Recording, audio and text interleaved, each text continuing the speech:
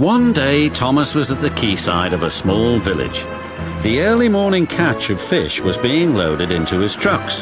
The work took a long time. The fishermen were using old equipment and Thomas was worried. "I'm going to be late for Henry at the docks. He won't like this. Please hurry up," and Thomas was rudely interrupted.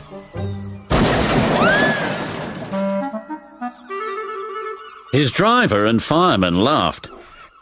"Phew," sniffed Thomas. "What a pong!" He was glad when they were speeding along the beautiful coastal run. As they approached the lighthouse, they saw a man waving a red flag. "What's the matter now?" "High tides are damaging the track," reported the man. "I've marked the spot." "We'll go and inspect," said the driver.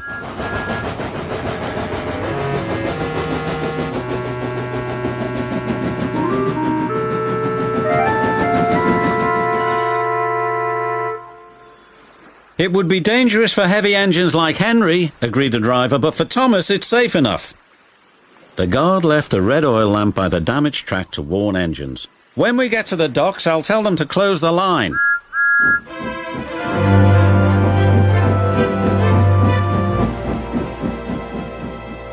Henry was waiting anxiously for Thomas's trucks.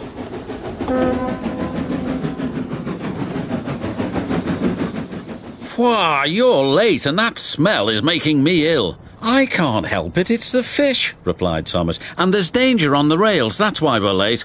"Huh, you're the only danger on the rails, Thomas. Now stop wasting time and get your trucks hitched to my train." Thomas's driver and fireman were in the yardmaster's office when they heard Henry's whistle. There he was, steaming out of the station with his long, heavy train called the Flying Kipper. "What route is Henry taking tonight?" asked the driver. "The coastal run, it's the quickest."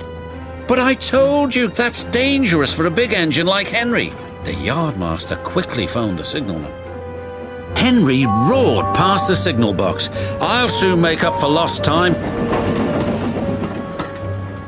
The signalman was answering the telephone but couldn't hear the warning. By the time he did, Henry was far away in a cloud of steam. But when Henry reached the coastal track, his hopes for a fast run were dashed. Fog floated everywhere. "I can't see," cried Henry. Nor could his driver.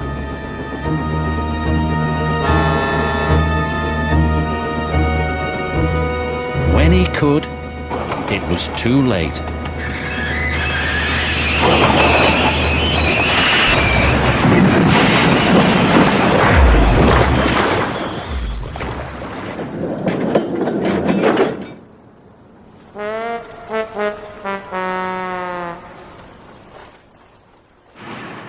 As soon as the tide was high enough, Henry was craned out of the water.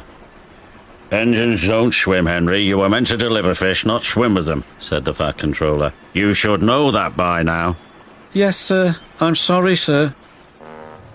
When Henry arrived at the docks, Cranky the Crane looked down at him disdainfully. My, Henry, I expect you'll have some fishy tales to tell, but take my advice, have a long hose down first."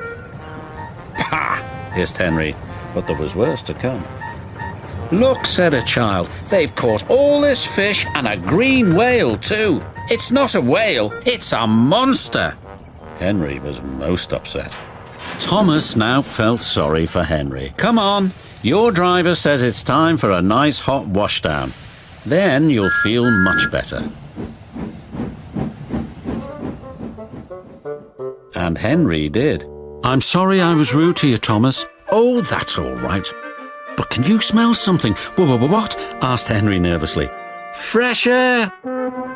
"Oh, yes," replied Henry.